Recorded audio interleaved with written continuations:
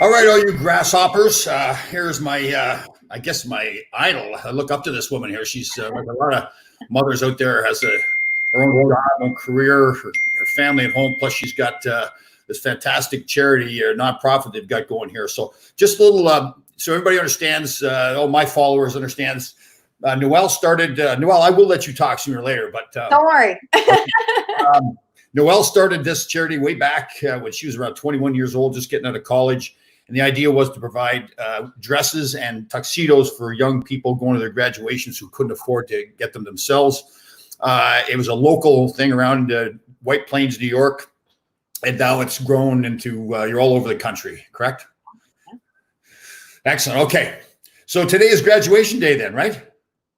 Well, yeah, officially prom, graduation. We're putting it all out there June 6th. Okay, good. So, well, unfortunately, we are going through some tough times together, and we continue to go through new stuff. We started with the pandemic, and now we've got the protests. It's funny. I've started probably about 4 or 5 years ago. I started this company, True Grit Life, and I do a lot of motivational speaking, and that's how I met Noelle. We're over at the College of Westchester, and one of the things I've learned is through all the things that I've been through in my life, growing up on a farm back in Canada, being a National Hockey League player. I played in the NHL for 11 seasons. I was an agent representing players for 22 years, and I was starting this business. I was in the TV show Survivor, all that stuff. I've been very fortunate. But one of the biggest things I found is that in tough situations, there's a lot of ways you can go with it, right? So this is a terrible situation. Not everybody can go to their proms. So you can feel sorry for yourself and you say it's not fair and all that. But one of the things I've learned, and again, one of the areas I've been really lucky, and I've got to know a lot of Navy SEALs, and I've interviewed them on my show here. One of the things they start off by saying is life is not fair and you are not perfect. And if you remember those two things, you're going to realize that, yes, what we're going through right now for you guys, you're missing your prom. It's not fair, and it is not fair. And you are not perfect. Maybe your grades weren't fantastic, whatever it was. But the only thing you can do about that is now start to move forward. So now you've got to move forward with your life. You've got to find a job, a career, all those things. And it may seem like a daunting task, right? You're looking at it and all the things I've got to deal with, right? The pandemic here, all the people, like 40 million people losing their jobs. But really all you have to do is don't worry about that big daunting task to find the job. Write yourself out a list. And I mean physically, write yourself out a list. And what is the first task that you have to complete? Complete that first task. Is it writing your resume, making phone calls, whatever it is, and write that list down and do the hardest things first. The things that you don't want to do, have them at the top of the list and just go through that list one task at a time. Again, don't look at the big daunting task. I had a gentleman on, a former Navy SEAL, is Tom Shea, was on the show with me, and he won the Silver Star. He'd led a group of other Navy SEAL guys over a mission in Afghanistan, and their mission was just to go over and fight the Taliban. And they got in this big battle, and eventually ran out of ammunition, so they had to call in this bomb strike. But they were so close to the enemy that the bombs could potentially kill he and his men. The bombs came in, didn't kill him, but blew them back into his buildings. And it's really interesting the way he talked about it. How at that moment he was laying there and thinking, well, geez, do I just lay here and quit? But he got up, and I said to him, well, was there some like big heroic moment that made you get up off the ground and fight the enemy? And he said, nope. The first thing I thought was, I've got a task to complete. I've got one thing to do, and I've got to do that first, and I'm going to do the next task. And ultimately they got out of it. And like I said, he went on to win the Silver Star. So it's, again, that's the extreme level, right, at war. But it's the same thing with your life. You are going to face a lot of things that are not fair. This situation clearly is one of the things that maybe one of the worst things you'll face in your life. But again, all you can do about it, you can't look back and feel sorry for yourself. You've got to get up and complete that first task.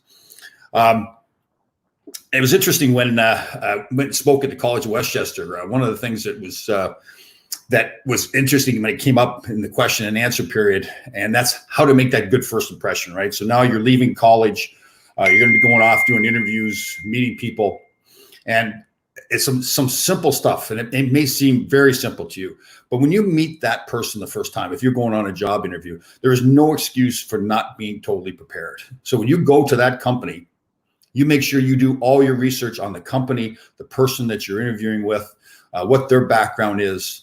You don't ever want to be unprepared. There's always that thing that you can control. That's your work ethic and your preparation. I had people text me here to make it seem like I'm really busy, so I hope that's working for you guys. But trying to show off a little bit. So, but when so you go through that interview process, you prepared for it, preparation, and then once you get there, you want to leave an impression. So don't walk into that meeting with your shoulders slouched, looking down at the floor. Obviously, now it isn't wise now probably to shake hands, but make eye contact with that person and make them know that you're there, you're prepared for them, you're dressed properly, and that you're listening to them. You ask questions as well. How are you today? And when you ask how that person is, really listen to them, show them that you care about them, be attentive.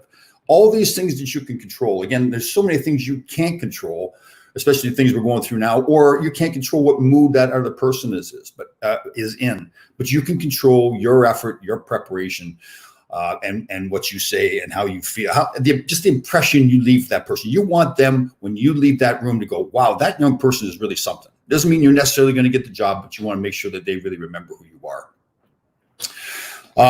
So one of the things, so I've been very lucky. I'm 62 years old and talked about all the things that I've done. And it wasn't until I sat down and started doing a book, and the book is going to be called True Grit Life. And I sat with the writer and we started going through my life and the things that have happened to me and how if I made mistakes, how I battled back from them. If I had a daunting task in front of me, how I handled them. And it really made me look back. Growing up, I grew up on a farm in Canada, milking cows.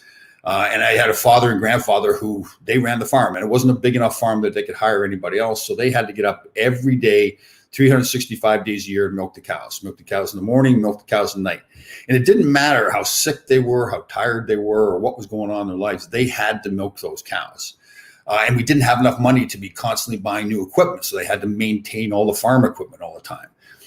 And as I grew up in my life and progressed in my hockey career and as an agent, I was never one of the best players on the team. I was never the smartest guy in the room as an agent.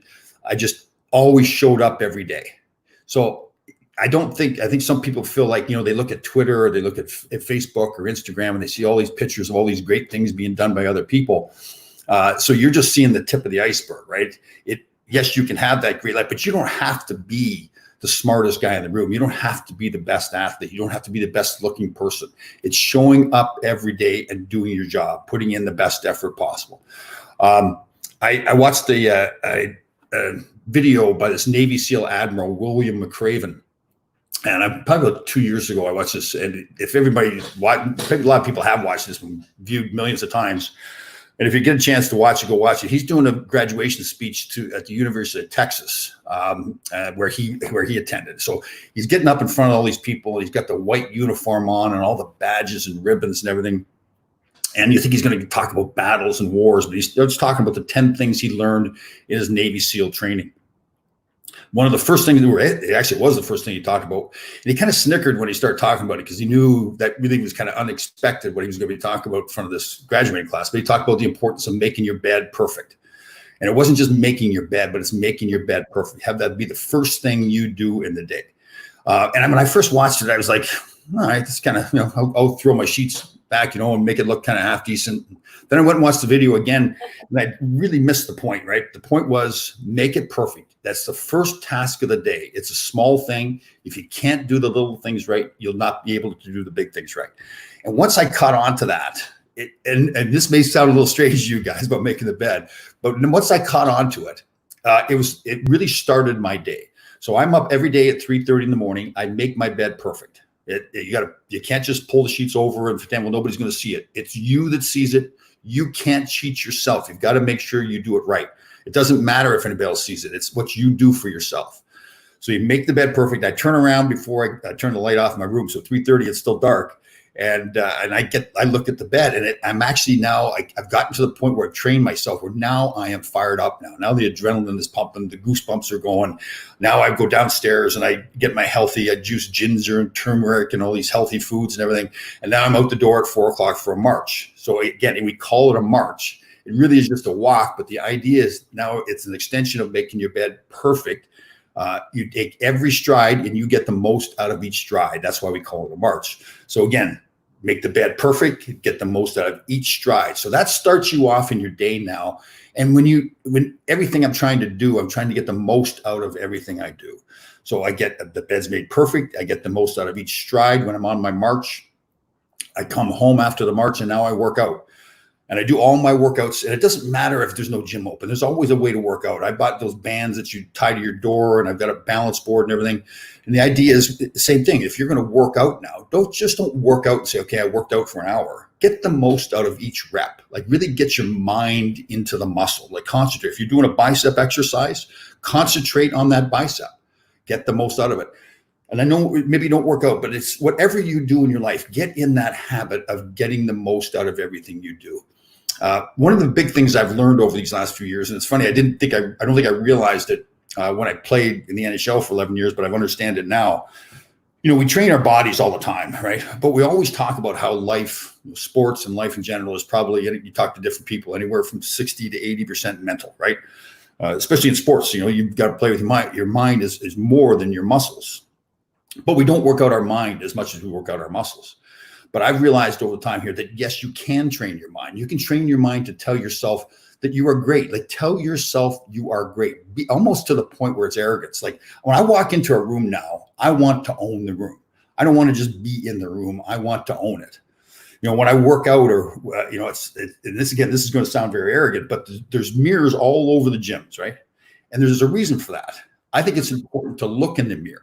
If you're working out or if you've got a job and you're doing well at it, or you're in a relationship and it's going great, I think it's important to stop and take a look and go, good job, Tom. You know, I'm feeling good about myself. Just don't dwell on it. Don't stand there and look in the mirror and stare at yourself because you got more work to do, right? But it's important to acknowledge the good things you're doing. Could be in school, like I said, your relationships, working out, whatever it is you're doing in your life. Give it the most you've got, get the most out of everything you do. Enjoy the process. All right. It's not just the goal at the end. It's enjoying the process to get you to that final goal. You know, I think back to when I left college. I went to Northern Michigan University, way up in the Upper Peninsula of Michigan. And we came here to New York. It was my lifelong dream to play in the National Hockey League. And I did it. I accomplished it. It was great. Wayne Gretzky, I don't know how many guys, men or women here, understand who Wayne Gretzky was, but he's probably one of the best hockey players ever played. And I played with Wayne in Los Angeles for 3 years. And I tell everybody, we didn't have too many things in common. I wasn't that good, much of a skilled player. But the one thing we have in common was that we both accomplished our goals and our dreams. The difference is my goal and dream was to play in the NHL. Wayne Gretzky's goal and dream was to be the best player that ever played in the NHL. So I'm very proud of what I did. I'm happy that I accomplished my goals. But if I was to do anything again, I would go back and say, you know what? I want to be the best I can be. Instead of just getting there and just staying there, I want to be the best player that's ever played. Doesn't mean you're going to accomplish that goal. Not everybody can be the best player. But just don't, like now I've realized I want to get up every day and be better than I was the day before. And I don't think I had that attitude as much when I was playing, and I wish I did. You know, it's youth. You learn things. And that's another key thing too. You are going to make mistakes and you're going to learn things. But that's the process. That's the process of life. Everybody is like that. I am not what I was 5 years ago, 15 years ago, 25 years ago. Nobody's perfect like Noel all the time. So my advice to you is, guys, I've talked about a lot of stuff here, but it's getting the most out of your life. When you meet people, give them the full version of you. Don't do things halfway, and have confidence in yourself. If you do the work, if you're prepared, you will have confidence in yourself. So if you walk into that meeting to try to get a job and you haven't done your homework, you'll know that you haven't done your homework. You'll know that you haven't made the bed perfectly, right? That's all part of the process. Make the bed perfect. Do your preparation perfect. Doesn't mean you're going to be perfect, but you will have more confidence in yourself if you've done the preparation. So good luck to everybody. And I know it's unfortunate what we're going through, but this is what it is. Life is not fair. Let's go make it a great day. Thanks, Noel. Thank you so much, Tom. I'm going to go make my bed now. Get on it. Get on it. Take care. Thank you. Yeah, bye. Bye-bye.